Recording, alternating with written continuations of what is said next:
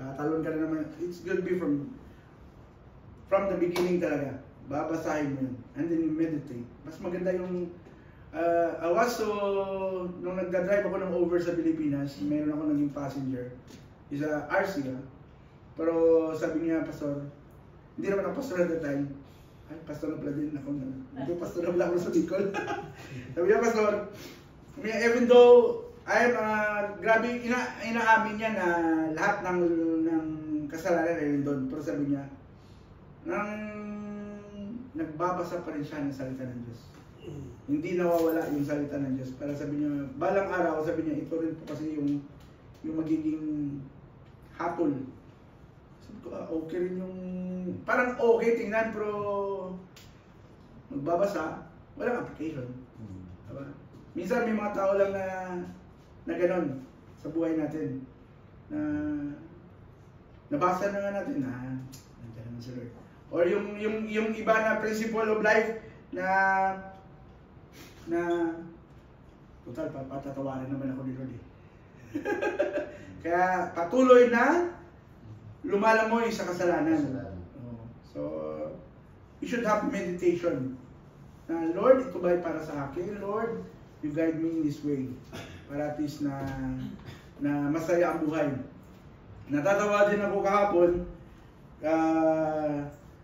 dahil sabi ko parang baka mahalata ni Pas, kinukopya ko yung kanyang topic Pero sabi ko, I thank God dahil yung topic po ni Pas is about obedience.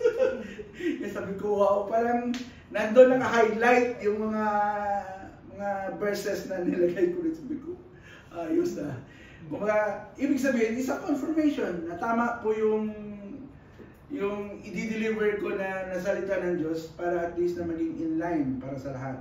Na maging, kumbaga, kalakasan para sa lahat. Kaya sabi ko, wow.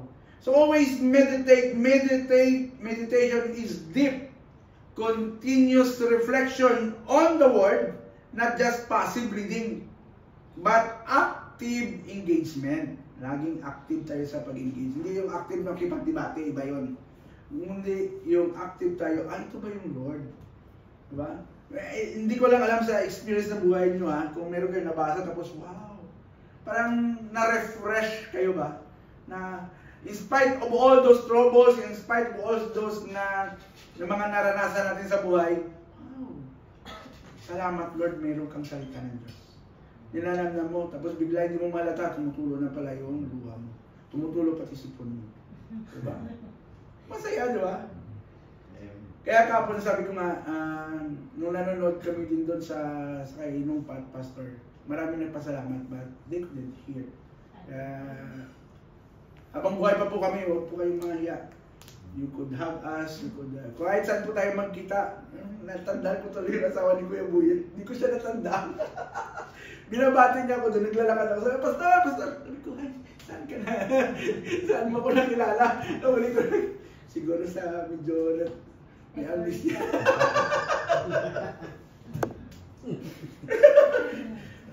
Hindi ko po siya kasi medyo madilim or malo. Nung pumasok, nag-iisip ako, sabi ko, saan kaya ito si ate? Yung pala, huli ko nalaman na si Ate Sheila pala. Diba? Signs. Nahalata. Pero, God is the best, amen? Lagi natin tatandaan yan. And then, always, ito yung laging paalala, dati na tandaan ko sa tatay, sabi niya, in Psalms 1, 2, and 3 says, the blessed are the man meditates on the law day and night and prosper. So that's the secret. Kung gusto po natin maging prosperous tayo, we need to meditate.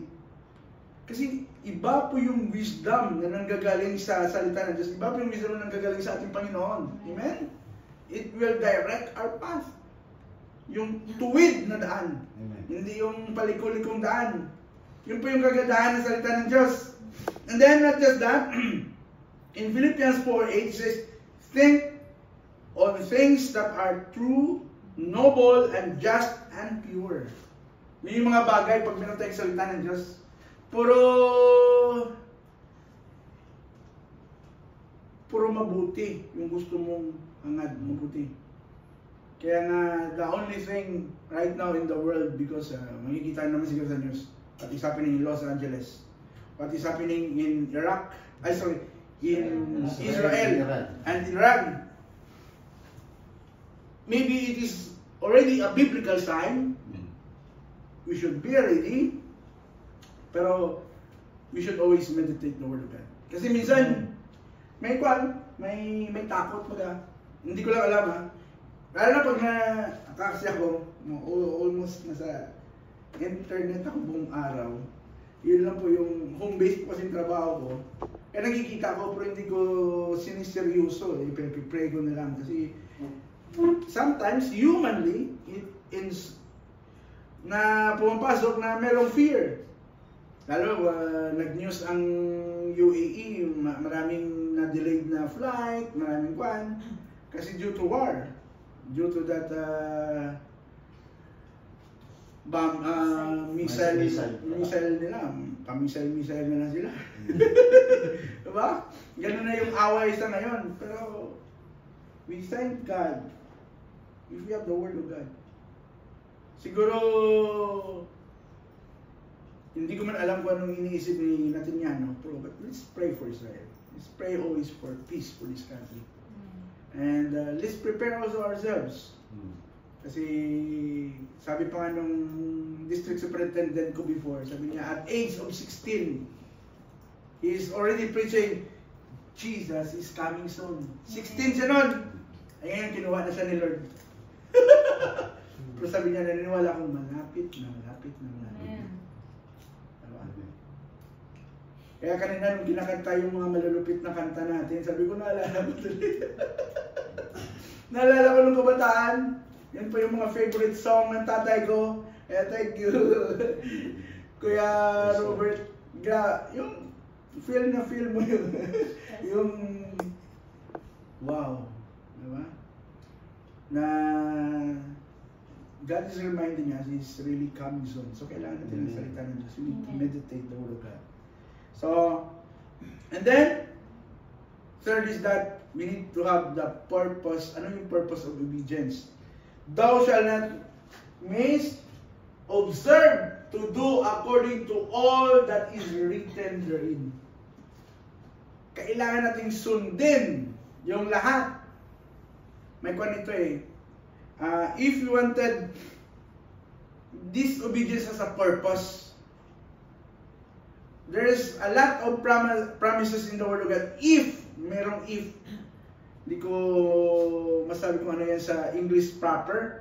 Pero meron na, may kwan yan eh, may sinasabi niya na if you obey, if you ganito, there is always a precaution kung ikaw ay susunod. So there is a great purpose for obedience. Kaya kahapon na ito yung point ni Pas kahapon, yung James 1:22. Being ye doers of the word and not hearers only. Amen. Amen. Hindi lamang tayo tagapakinig. We should obey the word of God. We should take action of faith. Sabi ko nga, faith without action is dead. But let it be not just listener. Hindi lang tayo tagapakinig. Diba? Ano sabi nung nag-umpisa tayo sa ating OHB, ang laging emphasize ni Pastor natin, we are all equal. Kamang gagawa. Amen. Kaya natatawa ako na, sabi ko bakit dinadamihan ni Pas yung mga upuan? Kita mo nagdagdag pa siya ulit. may kabisira, may iwan, tapos, di ba, may panghari. Sabi ko, it's a good challenge for every one of us. Amen. Isipin niyo po, yung main natin na hindi yan ganun kalaki nung nag-umpisa din sila. Started for 2 or 3. Yun yung standard ng Panginoon. Amen. Kung alam ko balang araw, hindi lang tayo magiging 2 or 3.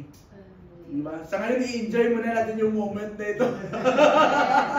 Pero huwag natin hayaan na magiging sabi pa ng iba, comfort zone natin. Kasi marami pong umikot ka talaga sa labas. Maraming kaluluwa ang naliligaw. There you go. I was so blessed na sabi ko nga kay Kuya na yung by all means na you could connect with people. You could invite them. Wala pong masama na mag-invite sa kanila. At pag hindi po sila dumalo, wag